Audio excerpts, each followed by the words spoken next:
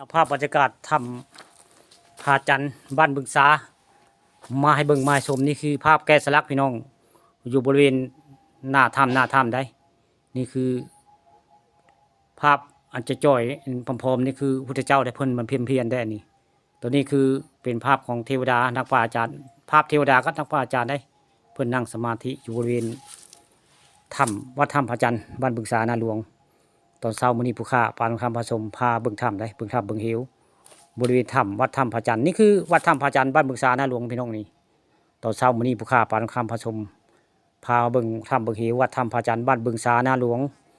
เขตของอำเภอตะโงยเลยพี่น้องนี่คือภาพบรรยากาศถ้ำได้ถ้ำผาจันทร์บ้านบึงสานาหลวงได้ไผ่บุจักกับผู้ข้า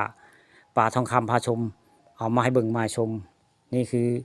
บริเวณวัดถ้ำผาจันทร์บ้านบึงสาเลยพี่น้องนี่คือภาพบรรยากาศในถ้ำได้เฮลแล้วนี่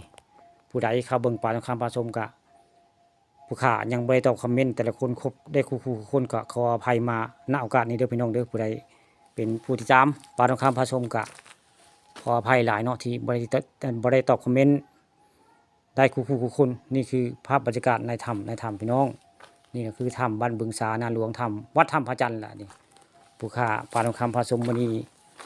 มาบริเวณถ้ำวัดถ้ำผาจันทร์บ้านบึงสาได้พี่น้องนี่คือ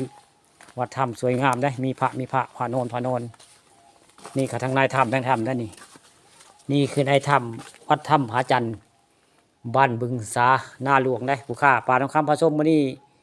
พาเบิ่งถ้ำได้พี่น้องเอ้ยอันพาไปเบิ่งข้าเจ้าพ่นลำหลายหม่องหลายที่เนาะวันนี้เปลี่ยนบรรยากาศพี่น้องเปลี่ยนมาบรรยากาศมาเบิ่งถ้ำเบิ่งหิวคือว่าคลิปป่าทองคำพาชมนี่ไปทั่วที่ทั่วแดนได้พี่น้องเอ้ยบ่ยุติอยู่หม่องเก่าได้ไปเรื่อยได้ไปเรื่อยเกินหมู่นั้นหมู่นี้ว่าง่ายบ่ยุติหมู่เก่าว่าง่ายไปทุกที่ได้ผู้ข้านี่คือภาพบริเวณวัดถ้ำผาจันทร์ล่ะนี่พี่น้องนี่ที่ทัศน์สวยงามมีที่นี่ที่เดียวได้นี่ของอำเภอตะโงยนี่คือวัดถ้ำผาจันทร์บ้านบึงสานาหลวงผู้ข้าป่าทองคำพาชมได้พามาเบิ่งพามาชมวัดถ้ำผาจันทร์บ้านบึงสานาหลวงที่ทัศน์สวยงามคักบรรยากาศนี่แหละคือวัดถ้ำบ้านบึงสานาหลวงวัดถ้ำผาจันทร์ล่ะมีพระนอนบักใหญ่พี่น้อง